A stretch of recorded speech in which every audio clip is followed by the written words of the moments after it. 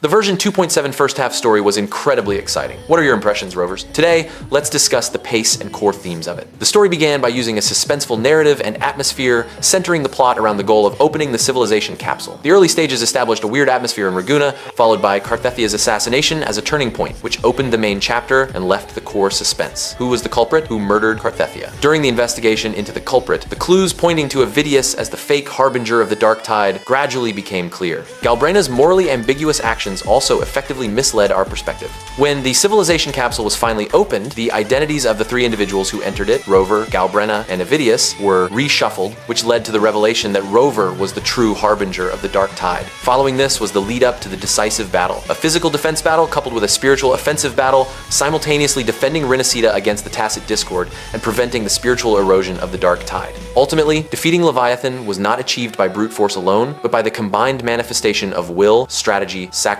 and unity. This storyline provided a deep portrayal of Wuwa's core themes. The narrative didn't stop at the simple level of defeating the final villain. We learned that Leviathan and Imperator are two sides of the same coin. Together, they formed the so-called God of Rinascita. Thus, defeating Leviathan also meant the passing of the Imperator. This essentially signaled the end of the God rule era and ushered in the human rule era. In other words, the people of Rinascita, now without their deity, must reevaluate their own existence to confront the unknown fears and calamities of the future. The time ahead will be a war between humans and civilization itself. Rover's designation as the harbinger of the dark tide symbolizes the idea that humanity must face and accept its internal fears to achieve true growth. Cristoforo, acting as a sort of story writer, continuously emphasized fatalism. Yet, Avidius' sacrifice, Galbrena's disruption of the pattern, Rover's steadfastness, and the collective belief of the people all served as a negation of the so-called predetermined destiny. The 2.7 storyline powerfully proved to us that the value of life lies not in its origin, but in humans' choices.